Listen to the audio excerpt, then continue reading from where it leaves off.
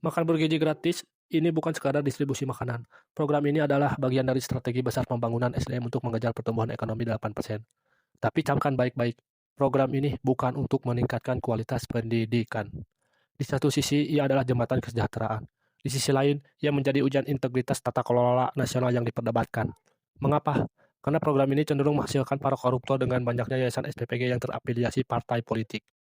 Mengutip Ketua BEM UGM, ada Ketua DPC daerah yang mempunyai 9 yayasan SPPG.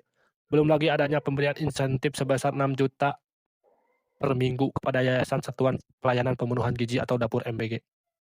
Angka ini yang menjadikan pendapatan ramai dibahas di ruang publik. Menteri HAM Natalius Pigai telah menegaskan dengan sangat lantang, program makan bergizi gratis bukanlah sekadar bantuan sosial atau belas kasihan pemerintah. MBG adalah perwujudan nyata dari hak asasi manusia. Hak atas hidup layak dan kecukupan gizi adalah fondasi paling dasar dari martabat manusia. Menghambat atau merusak program ini bukan sekadar kegagalan administratif, melainkan pelanggaran terhadap hak dasar rakyat untuk tumbuh sehat dan cerdas. Secara politik, MBG adalah janji negara untuk memenuhi hak konstitusional yang selama ini terabaikan. Namun ada satu syarat mutlak agar program agung ini tidak berakhir menjadi bencana nasional. Keadilan dalam distribusi. Keadilan yang bebas dari perilaku penyimpangan korupsi. Jika dikelola dengan benar, program ini akan menjadi mesin jet bagi pertumbuhan ekonomi nasional. Pertumbuhan 8% yang dicanangkan pemerintah bukan sekadar angka di atas kertas, melainkan hasil dari multiplier efek di akar rumput. Bayangkan, jutaan UMKM di desa-desa, peternak telur, petani sayur, hingga produsen susu terlibat langsung sebagai pemasok bahan baku. Tapi ingat, janganlah pemasok bahan baku terhadap SPPG, jangan anjlok dong harganya dong. Namun kalau melihat uang triliunan rupiah tidak akan mengendap di kantong korporasi besar di Jakarta, melainkan berputar di pasar-pasar desa. Kalau melihat dari perspektif sosiologi kriminalitas, perut yang terisi dan pekerjaan yang tersedia bagi pemasok lokal akan menurunkan angka kriminalitas secara drastis. Ketika beban perut terjamin, orang tua memiliki kapasitas mental yang lebih baik untuk fokus pada pola asuh anak di rumah. Karena toh, sekolah pertama itu kan adalah keluarga. Namun kita harus jujur pada realitas. Anggaran fantastis yang bernilai triliunan rupiah adalah magnet bagi para tikus atau oknum koruptor.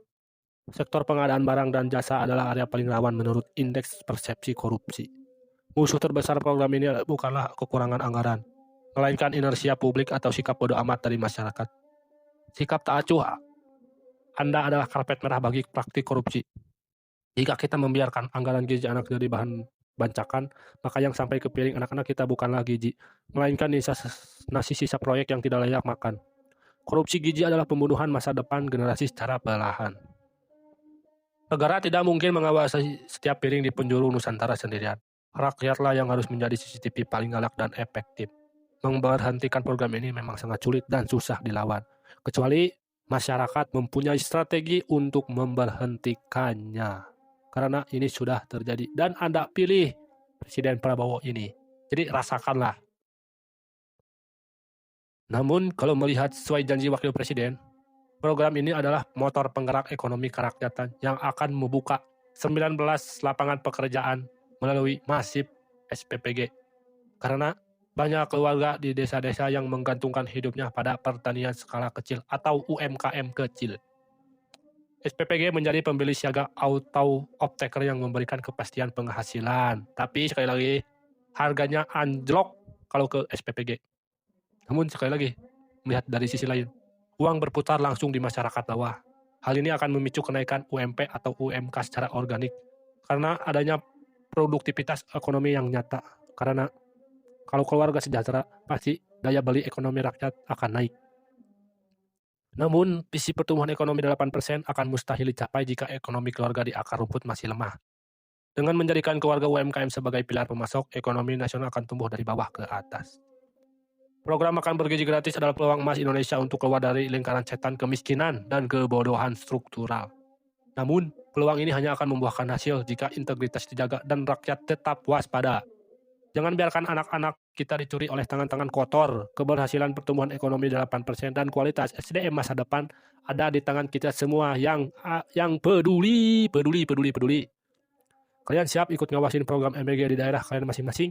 Sampaikan aspirasimu dan mari kita kawal bareng demi masa depan anak cucu kita. Terima kasih.